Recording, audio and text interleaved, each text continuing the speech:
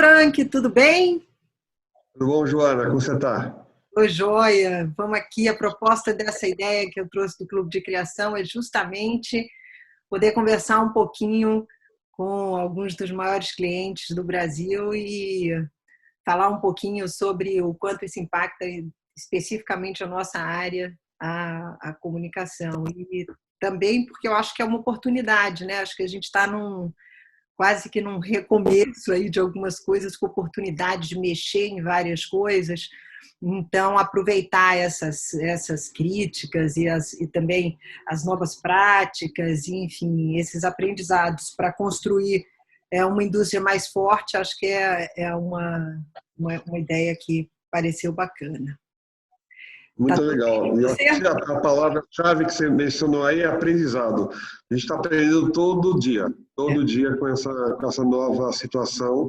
Não está sendo fácil, mas se você olhar com a cabeça de oportunidade, não com a cabeça de problema, eu acho que você tem mais chance de chegar do outro lado da ponte. Acho que tem várias coisas aí para a gente falar especificamente sobre a Nestlé que eu acho que são muito bacanas.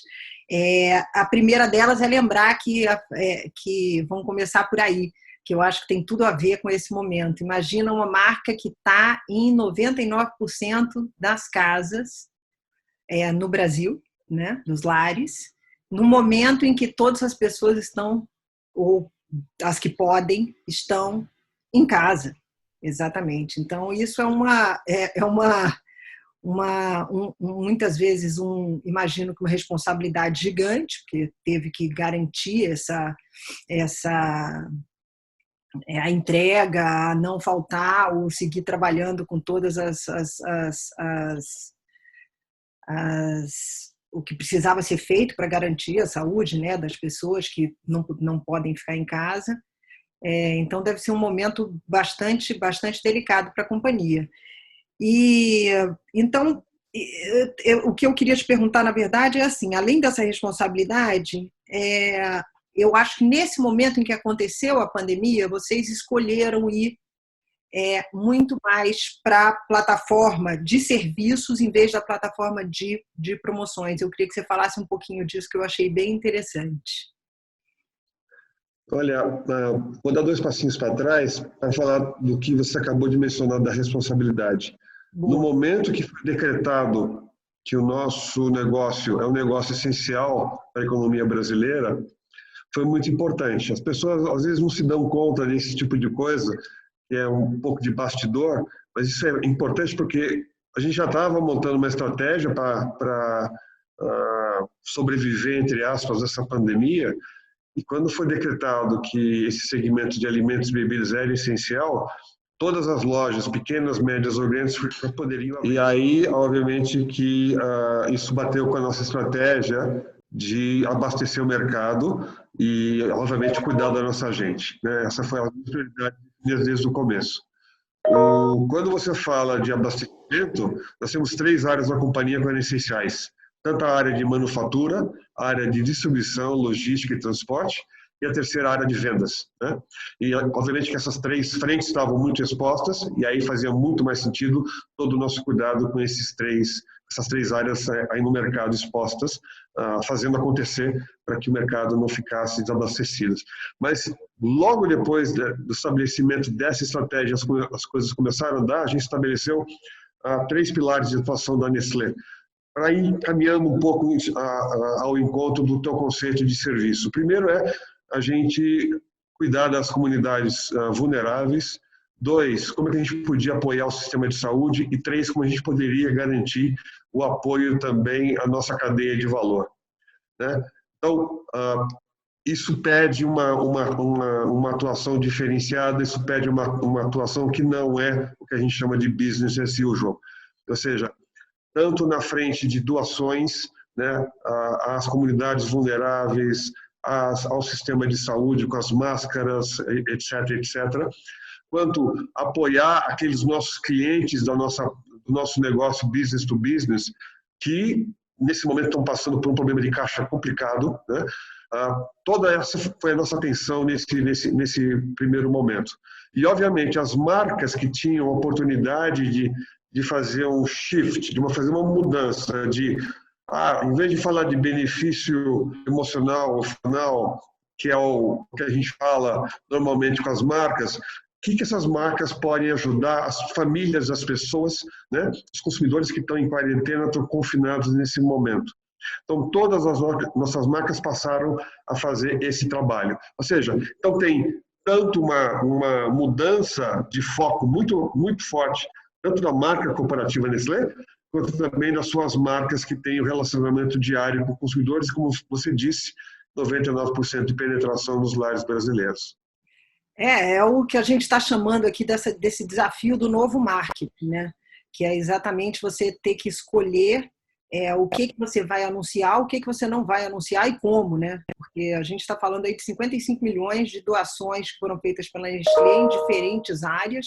Você já citou algumas, até o Hospital de Campana, fora alimentos, Isso. fora uma série de coisas. E a única coisa que foi escolhido para anunciar era quando você se junta à Ambev na campanha dos restaurantes, né?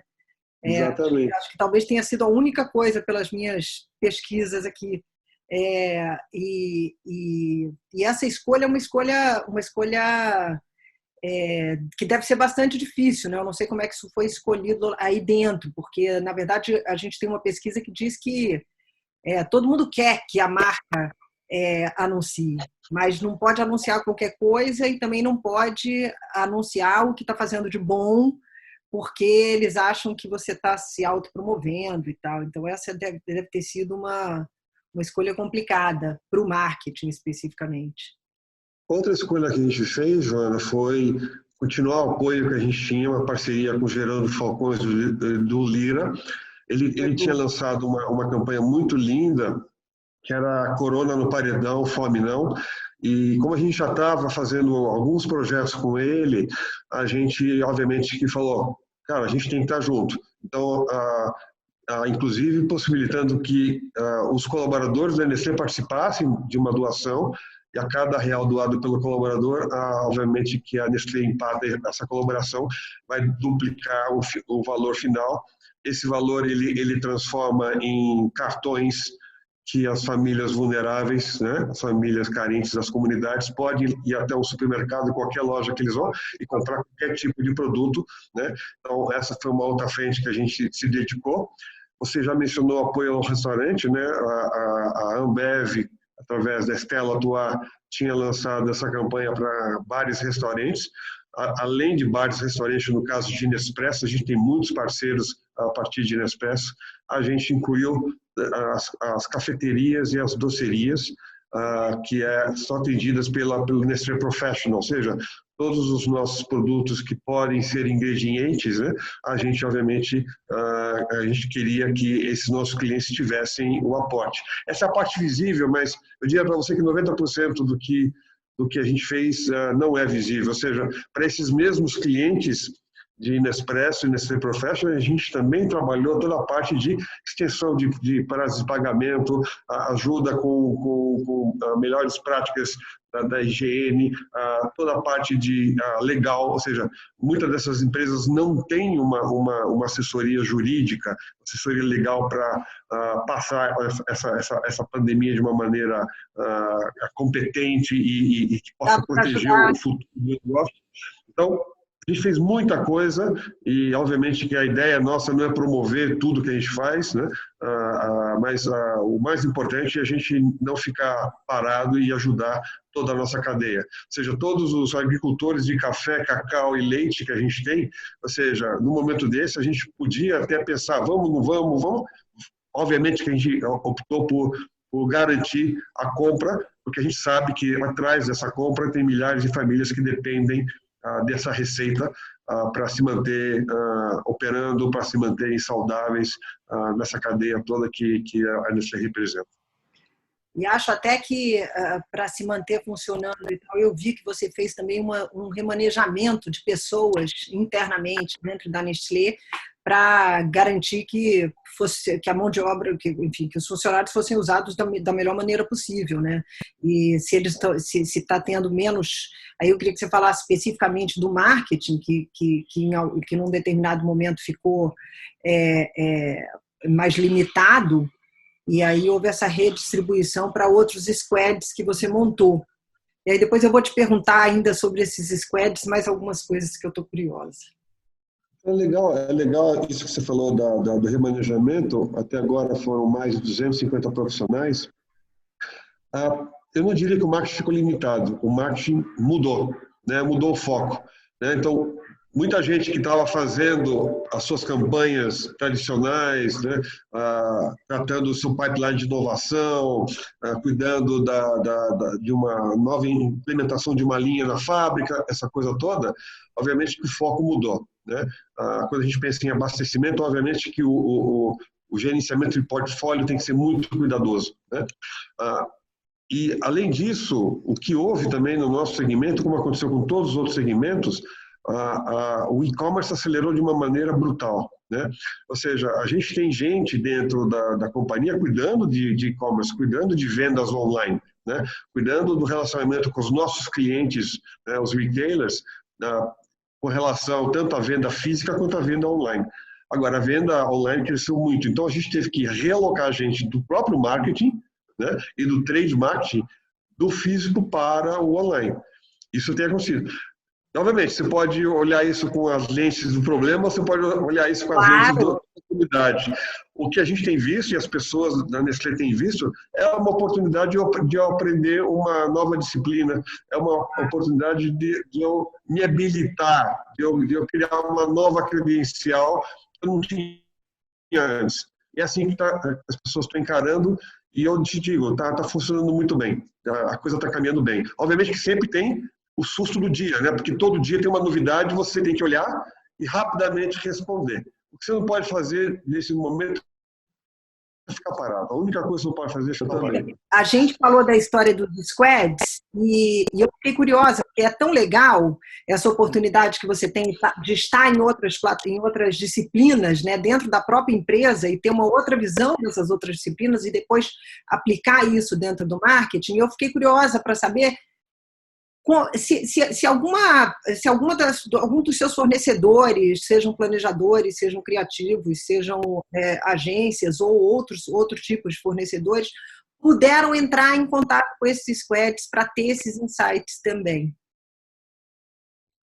Olha, a gente tem trabalhado com squads já há algum tempo para projetos que não eram o que a gente pode chamar de projetos de linha, né? Eram projetos especiais, eram projetos para tentar entender tendência, ou eram projetos para experimentar coisas que a gente não sabia concretamente se funcionariam ou não. Então a gente sempre montou isso e acho que o único critério que a gente tinha lá atrás era tem que ser multidisciplinar. Não pode ser uma coisa com mais gente do mesmo perfil. Tem que ter realmente gente de diferentes perfis, diferentes habilidades, para justamente desafiar e enriquecer esse processo. Com esse processo do início da pandemia, isso só acelerou, né? Porque surgiram mais projetos.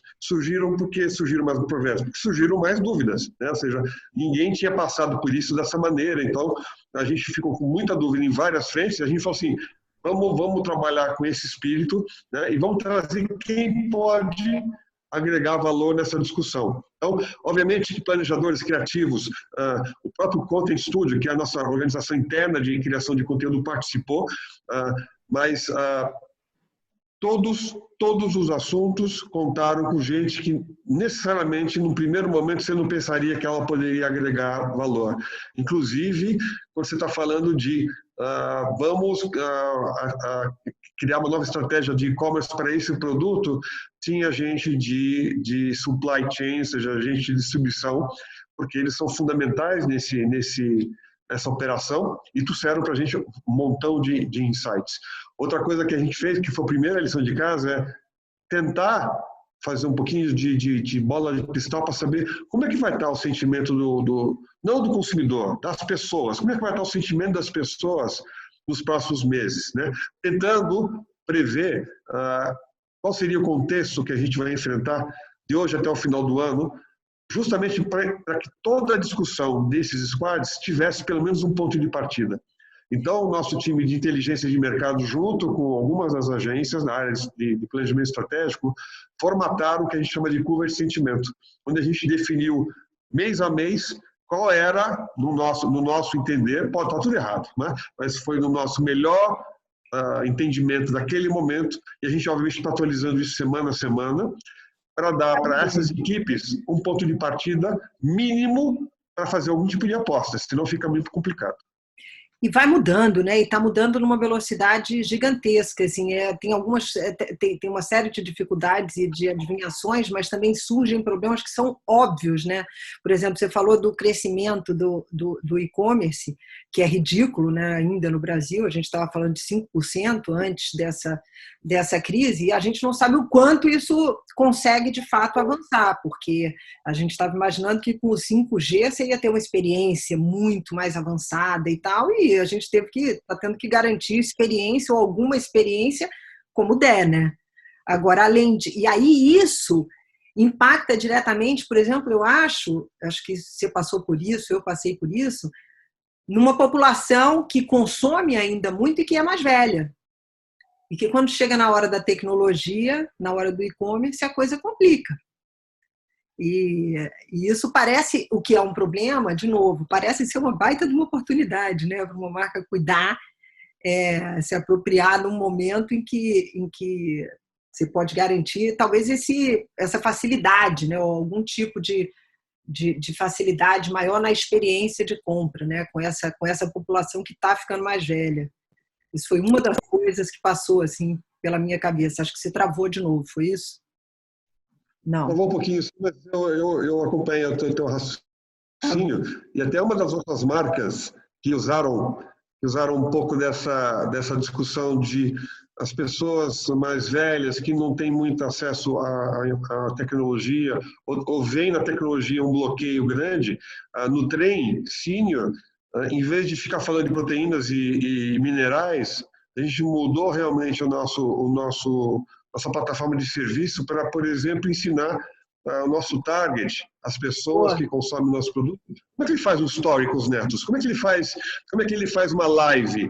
Como é que ele acessa essas novas ferramentas que agora ficaram tão normais no nosso dia a dia para interagir com as pessoas que ele não pode tocar, que ele não pode cumprimentar, que ele não pode abraçar? Então, esse é um outro exemplo de como as marcas podem prestar esse serviço e se tornarem úteis, né, para as pessoas. Eu sempre digo que as melhores soluções vêm quando você tem problemas muito reais, né? Ela vem de grandes problemas. E nesse momento parece que o briefing é muito claro, né? Porque está todo mundo meio que passando os problemas estão quicando, né? A cada semana você fica mais claro quais são os problemas e com uma quantidade gigantesca de pessoas, né? Então isso também deve, acho que, criar algumas oportunidades que podem ser muito bacanas para uma marca como é Nestlé, que, como a gente falou, está aí na casa de todo mundo e é gigante no Brasil, né? Aí eu queria trazer um outro ponto que eu acho que é muito legal para a Nestlé por causa da pandemia, não só para a Nestlé, mas pelo perfil Nestlé familiar, né, de estar dentro das casas e tal, esse momento em que os homens estão dentro de casa, né?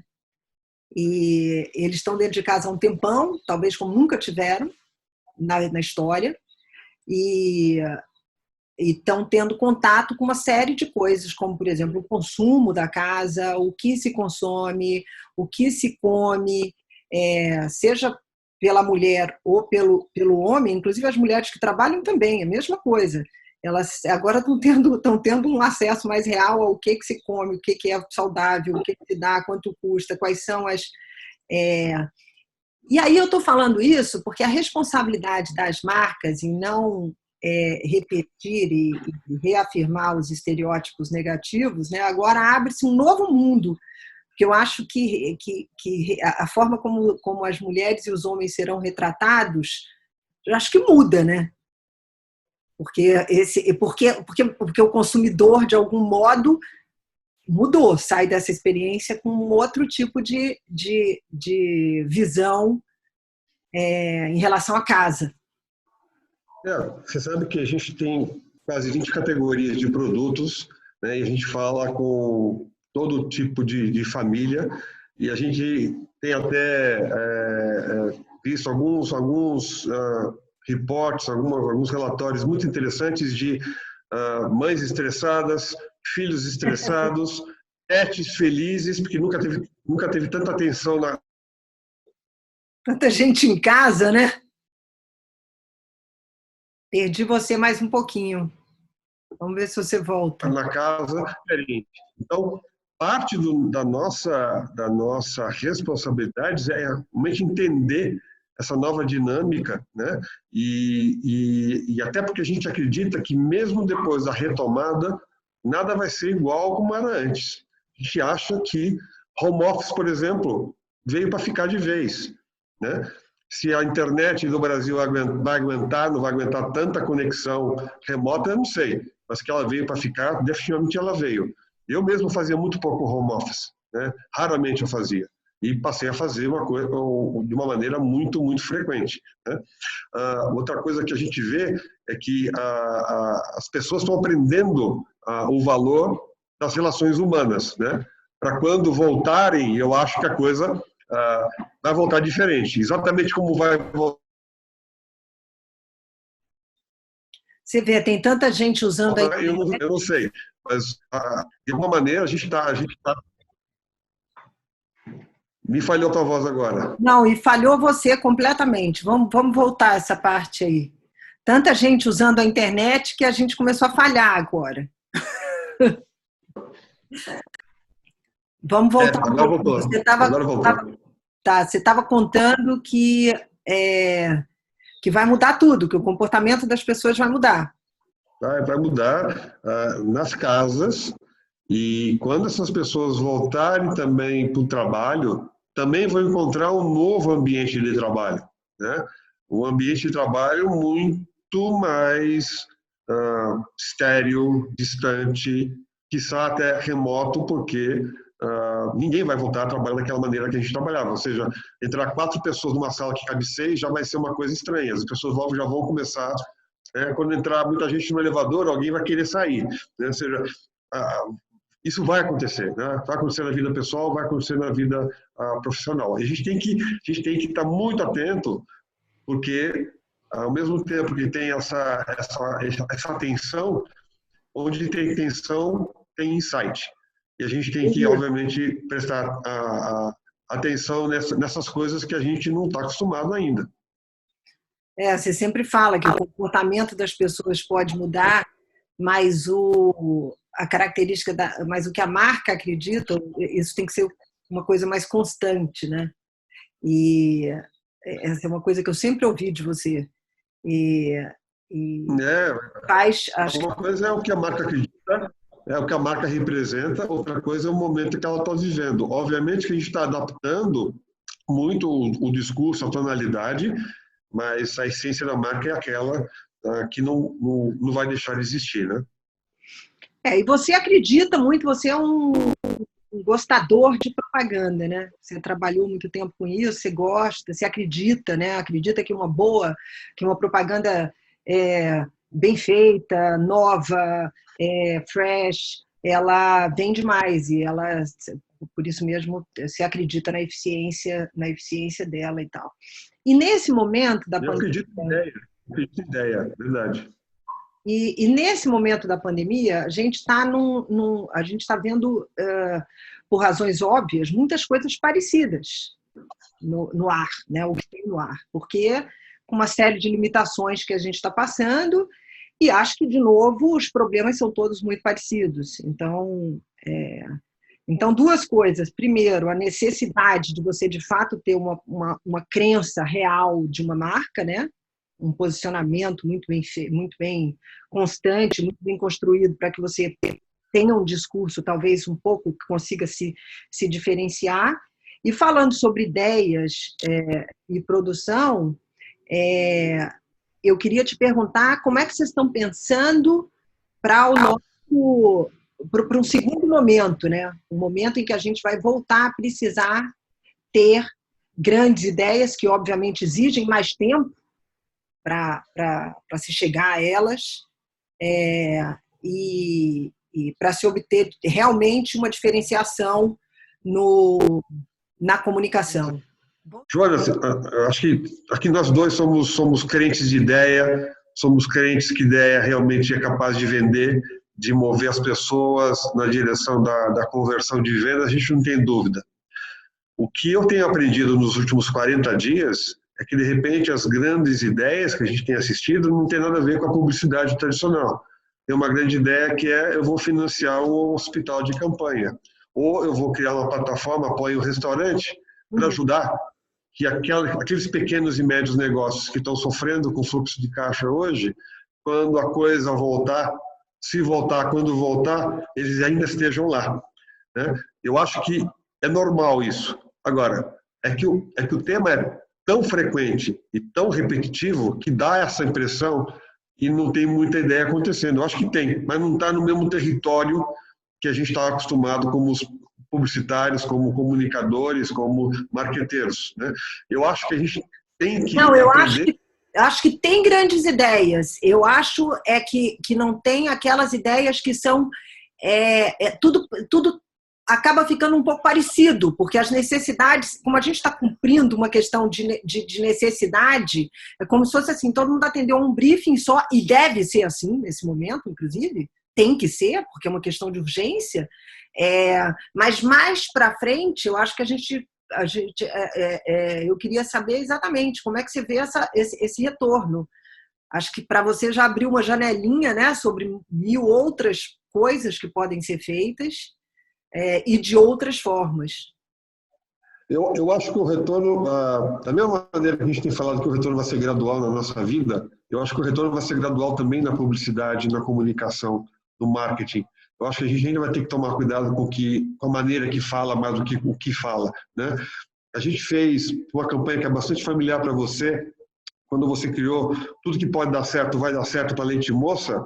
A gente acabou de criar uma campanha digital que fala de tudo vai dar certo. Agora, o tudo vai dar certo ganhou um significado que não tem nada a ver com aquele original criado, né? Mas que faz todo sentido e está alinhado com a ideia de campanha da marca, está alinhado com a essência da marca, ou seja, mesmo com esse top-down que o mundo tomou, a gente continua trabalhando para que as coisas tenham um mínimo de continuidade, de clareza, de posicionamento para as pessoas que façam sentido. Então, a marca Moça está falando isso. Para Ninho, por exemplo, a gente acabou de fazer uma campanha que eu acho belíssima para Dia das Mães, que a gente usou uma música do Lulu Santos, né, que é tão bem, ela me faz tão bem, é uma homenagem para as mães, e obviamente que a gente fez uma ligação de conteúdo com a live que ele fez no último sábado, né, onde ele falou da campanha, onde ele falou desse momento, ou seja, ainda assim, alinhado com a ideia de campanha, a gente está tentando se adaptar, continuar conversando, não pode parar essa conversa com as pessoas mais do que os consumidores, né? É isso aí. Bom, aí eu queria te perguntar o seguinte, se você tivesse que... alguma coisa que você aprendeu durante a quarentena que você acha que foi incrível, que você vai levar daqui para frente, em termos de trabalho? A mais. A mais. Mais. Eu acho que velocidade é uma coisa que a gente tinha bastante na Nestlé, a gente estava se desafiando com os squads, tentar se reinventar o tempo todo. Mas o que a pandemia nos trouxe foi uma questão de velocidade, ou seja, independente se vai dar certo, é se mover, andar para frente, testar, e acho que a gente começou a fazer isso de uma maneira bastante frequente, né? Obviamente que isso foi a partir de um comitê de crise, que se reúne todo santo dia, às 8 da manhã, e a gente sai de lá com tarefas para o dia. A gente não sai com tarefas para a semana, nem para o mês, é para o dia, né? A gente vive todo dia, né? Então, a velocidade e essa gana de fazer tudo para o que você tem que fazer para aquele dia. Porque o dia seguinte necessariamente vai ser diferente, e tem sido diferente. E novos problemas estão sendo aparecendo. Novos problemas não, novas oportunidades. para a gente usar a lente correta. Tá certo. E me conta uma coisa de bastidor. Se eu puder contar, eu conto. Assim, eu acho que tem muitas coisas da Nestlé que são muito claras em relação às marcas e que são crenças, que são as verdades dessas marcas e tal. Qual a importância de você ter parceiros que acreditem exatamente nessas verdades? Isso faz diferença para você? Você sente essa diferença? Total, total. Os parceiros que entendem mais do que qual é a articulação do que a gente chama de brand essence, mas também entende qual que é a crença da marca, que ela está ligada ao propósito da companhia. Todas as crenças de marcas da Nestlé estão ligadas ao propósito da companhia. Ou seja, essa história tem que estar fechada, né? Ela não é por acaso. Ela foi pensada para ser assim. Então, o criativo, o planejador, né?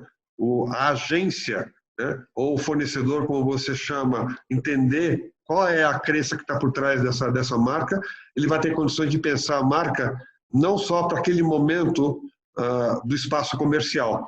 Eu acho que as grandes ideias que não são só do espaço comercial, mas podem fazer parte do editorial dos meios de comunicação, saem mais da crença do que do benefício emocional, do benefício funcional, que normalmente as marcas têm articulados e bem claros também. Eu te pergunto... Ficou claro para você? Ficou? Não, perfeito. Eu te pergunto isso porque a gente tem tido uma discussão frequente, algumas vezes mais no grupo do Woman to Watch, que é mais mulher mesmo, mas que deixa claro o poder de vocês, clientes, né? E o quanto vocês conseguem acelerar ou não uma mudança na indústria de comunicação. Por que eu digo isso? Porque cada vez que vocês escolhem incentivar ou não mais diversidade dentro das agências, por exemplo, ou mais diversidade na sua comunicação. Tudo isso faz totalmente diferença na mudança do mundo, né? Então, é uma responsabilidade grande que, às vezes, eu tenho a sensação de que talvez vocês nem saibam o quanto vocês têm poder de acelerar esta mudança. Muitas vezes querendo saber quem está dentro das agências, como é feito, não só agências, fornecedores em geral, tá? Em todas em todos os seus fornecedores em geral, todas as suas frentes aí de trabalho. Mas sabe, Joana, uma experiência que eu gostaria de compartilhar com você, que não é típica do mundo da publicidade, mas acho que tem tudo a ver com o que você acabou de falar. Quando a gente estabeleceu a parceria com o Gerando Falcões e do Lira, a gente gerou uma série de projetos. Quando você fala dessa relação com os fornecedores, que a gente tem, de repente, o poder de, vamos dizer assim, de liderar uma agenda, eu acho que isso é verdade, e obviamente que depende da vontade das empresas, mas um exemplo que eu gostaria de dividir com você é a nossa parceria com o Gerando Falcões. No momento que a gente conversou com o Edu Lira e a gente começou a entender a pujança, a importância dos programas que ele tinha, a gente começou a se questionar. Será que a Nestlé vai chegar no nível de diversidade que a gente gostaria, continuando a contratar os melhores profissionais nas melhores universidades do país? Um desafio que o Edu fez para a gente foi: por que você não me deixa participar desse processo para você poder contratar e recrutar gente das comunidades? Fechado, vou fazer isso. O segundo exemplo: será que a gente pode criar um produto concebido com os grupos de trabalho, com os squads que o Edu tem nas comunidades, que é um produto que vai reverter toda a sua renda para as comunidades, mas que não vai ser uma coisa da Nestlé para a comunidade, não, vai ser uma coisa criada junto com a comunidade e a Nestlé e que vai beneficiar a comunidade. E que beneficia a comunidade. Então, eu acho que esse é o verdadeiro poder. Acho que esse é o verdadeiro poder, de trabalhar junto. E E acho que o maior poder de todos, e a René Brown não vai deixar mentir, é a gente assumir que a gente está vulnerável. Assumir que a gente não tem todo o conhecimento que a gente precisa para poder mover essa agenda que eu estava falando para você. A gente precisa de ajuda, a gente precisa ouvir de fora, a gente precisa de inspiração de outras pessoas que não as que estão trabalhando necessariamente no escritório da Nestlé. Mas esse é o princípio da diversidade, né? Em todos os lugares. Por isso o questionamento de garantir essa diversidade não só dentro da Nestlé, mas em todos os seus fornecedores, né? Porque, inclusive, nesse acelerômetro da coisa digital, né? Talvez haja aí uma brecha, porque para você ter acesso a outras comunidades. Porque dentro do nosso formato, né, do formato de horário para chegar, tempo para cumprir, você muitas vezes não vai conseguir colocar ou acessar comunidades que tem tanto, que estão tão organizadas quanto a do Edu, por exemplo.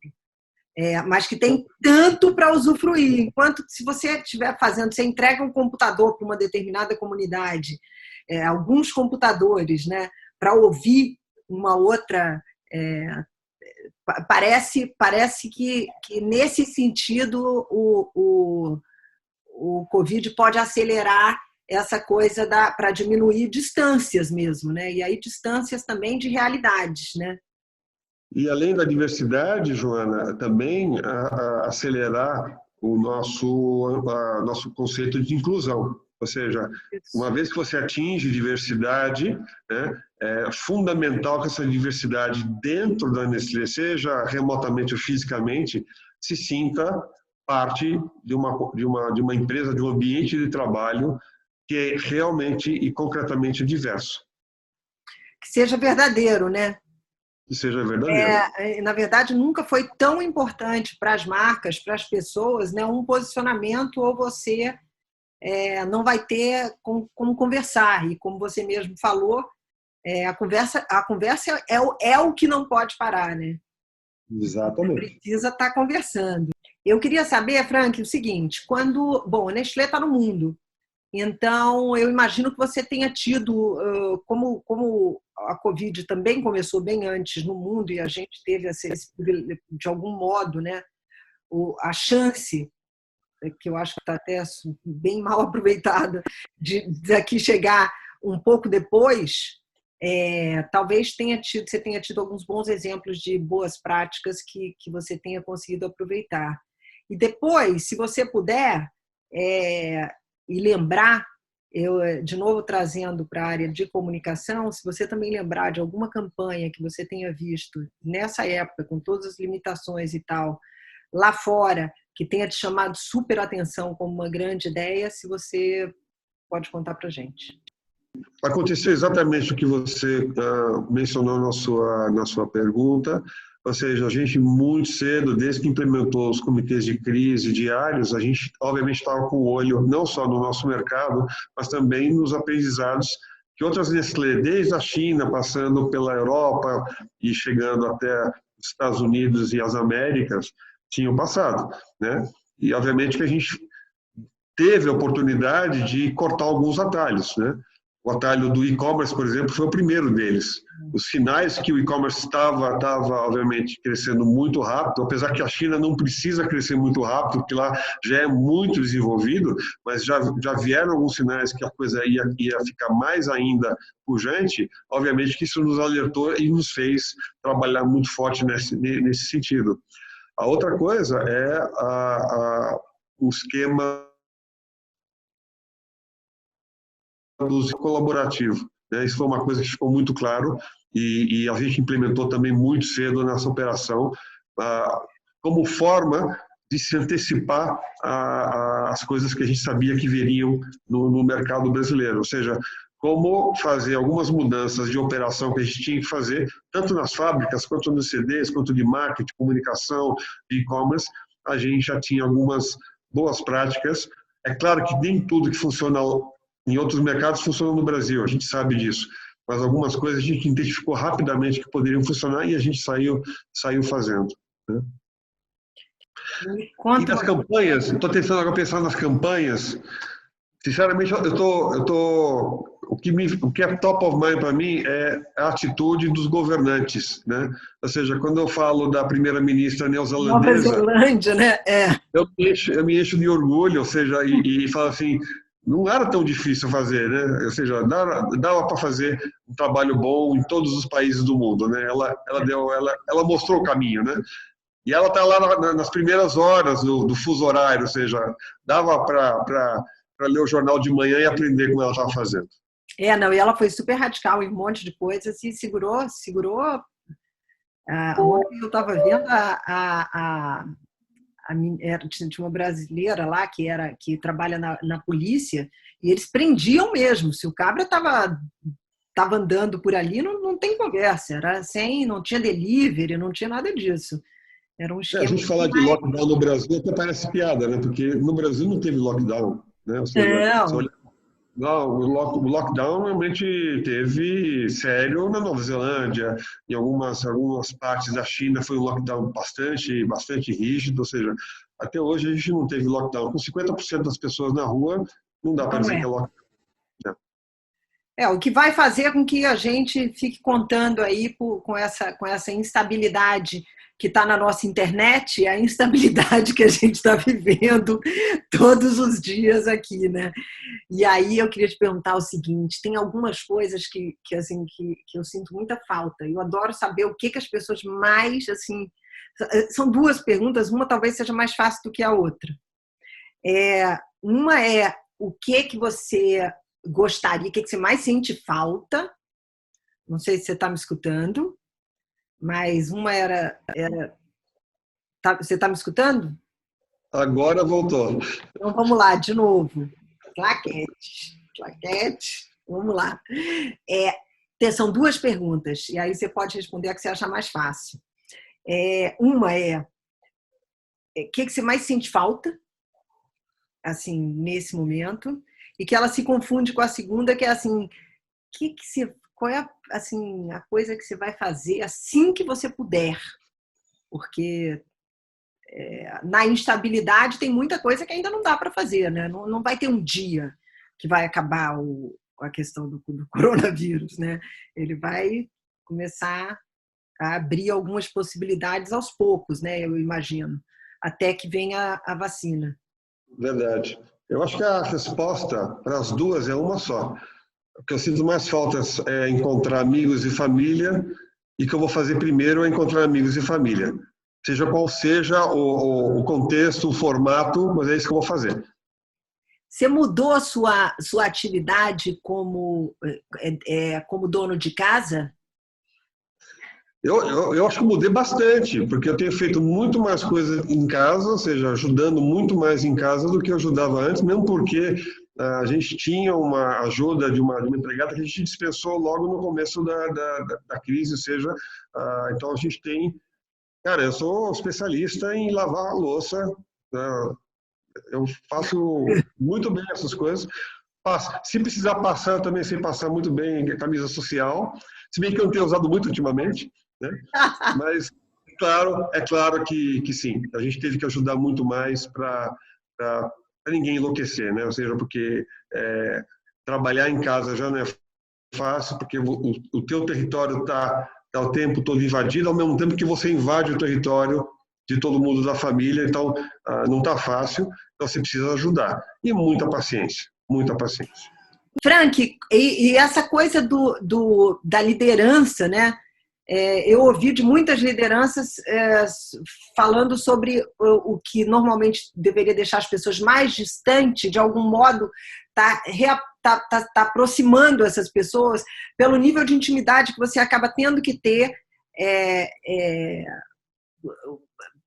pelos imprevistos, porque você tem que fazer acontecer de algum jeito e aí passa alguém atrás ou você não está no lugar melhor para fazer uma reunião, que é onde pega o computador, e uma série de outros detalhes da vida das outras pessoas que a gente acaba tendo que lidar quando tem essas limitações. Isso tudo é verdade. Aconteceu sim, tem acontecido todo dia, da gente conhecer o filho de alguém que entra na câmera, obviamente sem planejamento nenhum, e acaba participando até rapidamente numa conversa. A gente conhece o cachorro, o gato, que às vezes pula em cima da mesa onde a câmera está aberta. Então, gerou uma proximidade diferente, uma coisa que a gente não está acostumado, né? Ou seja, a gente conversava com as pessoas que trabalham, se pergunta aquilo, como é que está, não sei o quê, como é que está o curso da sua mulher, como é que está a sua família, mas não era uma coisa tão viva, né? Apesar da distância, apesar do remoto, de você ter o background da casa das pessoas, que até geram um tipo de conversa que, obviamente, que sem isso seria impossível. Então, a gente sempre tem que olhar por esse lado, ou seja, não, a internet nem sempre funciona, né? Aqui mesmo, eu achei que caiu algumas vezes enquanto a gente estava falando, mas tá tudo certo, é o que a gente tem, vamos embora, é assim mesmo. Tá bom, eu sei que você já tem outro Zoom, você sai daqui, vai ter 5 minutos para lavar aquele prato lá que ficou na pia. Isso, exatamente. E daqui a pouco, e às 4 horas você já tem uma outra reunião. Super Exatamente. Obrigada pela sua participação. Obrigado, Joana. Um prazer te ver. O Clube de Criação fica feliz também. Depois eu vou te contar um pouquinho mais sobre o clube, que a gente quer trazer cada vez mais os clientes para perto, para conhecer o que é feito nessa... É uma ONG, na verdade, né? Mas muito bom. Bem legal. Prazer te ver e bom ver que você está bem também. Tá te bom, cuida. Você também. Cuida aí, cuida da família toda. Um beijo. Com certeza. Um beijo.